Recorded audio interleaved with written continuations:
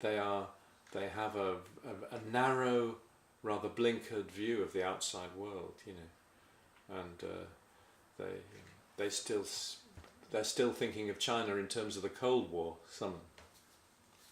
So for the China, you talk about the Chinese tourists who are visiting Yeah.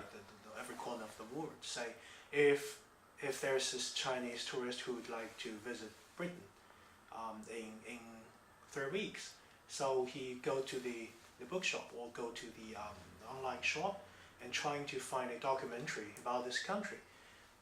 There is one by you. There is one by another Chinese director telling them the story of Magna Carta, stuff like that. Which one do you think he should watch?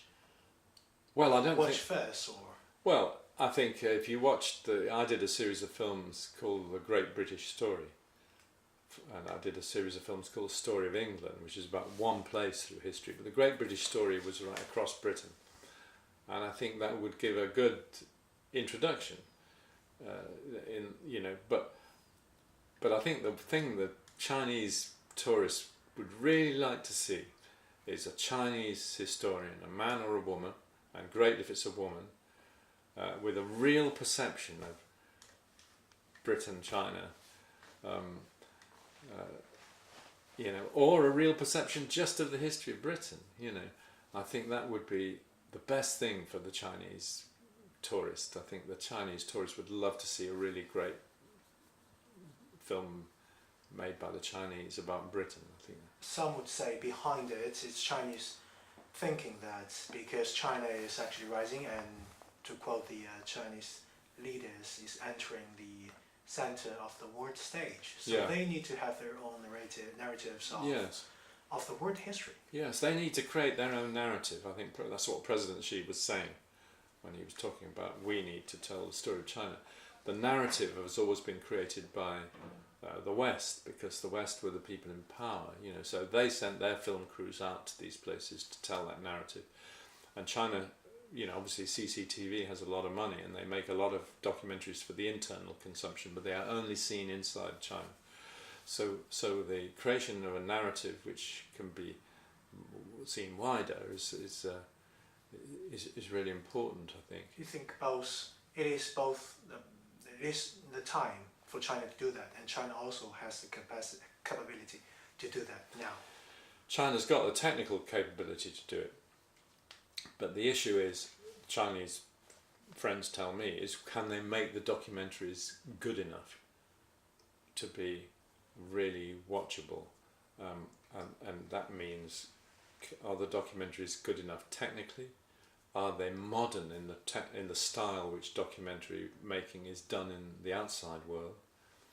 And are they? Does the editorial line look as if it is simply controlled by the Chinese government, or does it have an interesting personal take? What you want is your Chinese. And I think the Chinese public would feel this very strongly, because the Chinese public can see immediately through propaganda. They've had it for a long, long time, and they were used to it in all sorts of ways. You sit with Chinese friends over breakfast watching the telly and they laugh when they see, whatever it is, what I'm talking about. The creation of documentaries where the presenter has the freedom to say what he or she wants to say, and put things in a perspective, put things realistically. Chinese people are realistic people, really.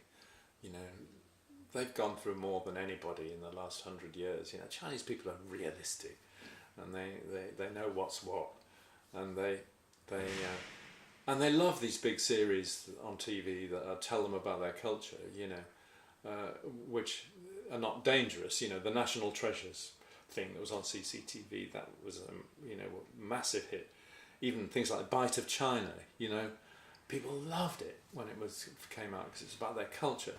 But if it comes to interpretation of history, people want it to have a realistic edge, I think. And I think it'd be really interesting to see a Chinese take on Britain and China.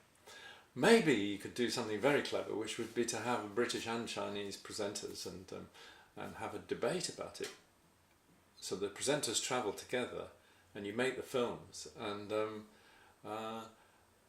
one side can put the other side. You know, one side can put one side, and one can put the other. You know, I mean, that might be interesting too. That's a good idea. You know, it's complementary. And yeah, it's complementary, and it has a certain realism to it. You know, where the British can say, well, have the tense. I can imagine the tense there. Yeah, you know. Conflicts. Say your British presenter and your Chinese presenter are sitting in the archive in the Jardine Matheson in Cambridge or in the British Library, and you're looking at the British government correspondence, so before the Opium War, and the Chinese moves to destroy the opium trade, and the British letters where they're saying it would be very interesting to have two presenters there. So you're picking these letters up, and the letters are saying the problem for us is that if this trade is linked to our empire in India, it's linked to the cotton, it's linked to the triangle of exchanges. If this trade is destroyed, our cotton industry will be decimated. And we've just come through the Napoleonic Wars. We've had terrible wars with France. If this trade is destroyed, our economy will be completely wiped out. What are we going to do? And the British presenter is telling this story, and then the Chinese presenter is saying, well, this is what the Chinese felt. This is what Commissioner Lin wrote to the emperor. And then the events start to... And then you feel the events are not just being created by one side, you know. So there's ways of doing it. We can do it together. It's an interesting... Invite me. It's an interesting thought, you see. How do you do these things? But this is the moment for the Chinese to go out and make, create a bit of their own narrative, I think. I mean, you have to check these facts but I was told in Beijing that President Xi had talked about our Story of China series to the Chinese program makers, and he'd said that Chinese filmmakers should look at these because he thought they were a good job done. But he also said that you should look at these because you can learn some interesting things about how to do documentaries like this. That's what I was told. You'd need to check that Sure. is true, but Sure. but that's what I was told. That President Xi had said this. If that's true, put that quote onto your next version of the. It's the best selling point. I mean, President Xi said every Chinese should. Yeah, Yes. look. I don't know whether it's true, so I'm only telling you that's what somebody high up in television told me in Beijing, and the embassy here told us the leadership had seen the films. So, using the general term, the leadership had seen the films. So all I'm saying is, there is a real interest in how do we create a narrative of China. Yeah. But the history of China is very, very rich. I'm talking too much, I'm sorry if I'm going on to the history of China is incredibly rich and incredibly complicated, and I mean diverse and rich, you know, and there are many voices in the story of China, you know, in the history of China, and sometimes conflicting voices, and you've only got to look at 20th century history and the May the 4th movement and there are still big debates about the history of China inside China. So it's a very interesting time. But the issue is, can the Chinese government allow... At the moment, the Chinese government is very anxious to keep things very clamped down. And I think that's the issue, you know. But... these are difficult things. You remember there was a film made just in the period of the 1980s called Heshan. Do you remember the river? Yeah.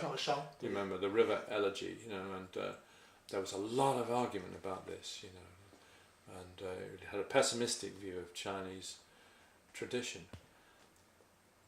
Nobody has that view now because I think people feel that within Chinese tradition there is all possibilities of creating a humanistic and socialist society, you know, and that the view of it from that moment in the 80s when it was made to now, you'd make a different film to that to Hershan, but can somebody make it?